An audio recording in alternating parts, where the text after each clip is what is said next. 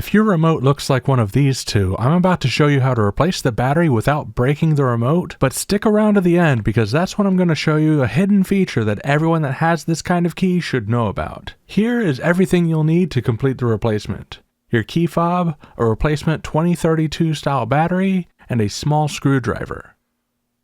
On the side there's a lever button. You'll want to press here to remove the physical key from the key fob.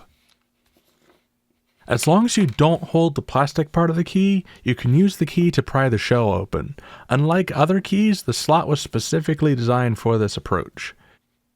You can use a flathead screwdriver if you like, but it should be about as wide as the slot to minimize potential damage.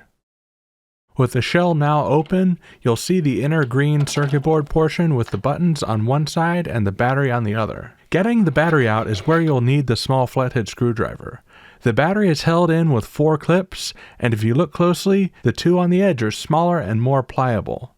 You'll want to pry out the battery on this side. Note that your alarm button is right underneath the battery, so if you're prying on this, make sure you don't press it if the car is nearby or else it's going to set your car alarm off. The battery's out. These key fobs use CR2032 batteries, which are sometimes just called 2032. The plus side will face up so that you can see it even after it has been installed. It goes in under those sturdy tabs first, and then you push it in to get it locked beneath the smaller tabs. Before you assemble everything, now's a good time to clean out the button and membrane if you wish, but make sure it goes back together dry. Take note of where each button goes before taking them apart or reference these designs.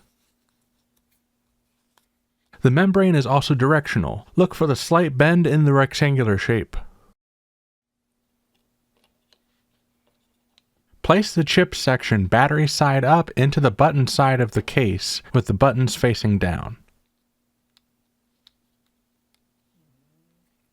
The logo side of the case has a circle that lines up with the battery and some alignment pins that fit into the chip pretty easily. Line everything up and push it together, making sure all the edges have sealed up. Slide in the key until the release lever button clicks.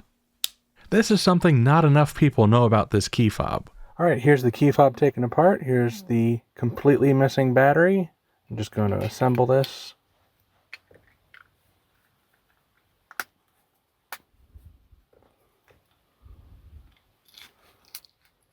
And then you take this, you put it up against the start-stop button, hit the brake like usual. It's not super clear in the video, but I'm pressing the car's start-stop button, not the key fob buttons. There we go. It didn't detect it this way for some reason. It might have been slow to detect it, but when I turned it this way, it picked it up. If you're in the process of replacing the battery, give this trick a try for added peace of mind. Like I said, I feel like not enough people know that they can still start their vehicle even when the key fob battery dies. I hope this helped you out. All I ask for is for you to click that like button so that YouTube knows that this video is a good choice to suggest to other people that are having the same issue. Thanks for watching.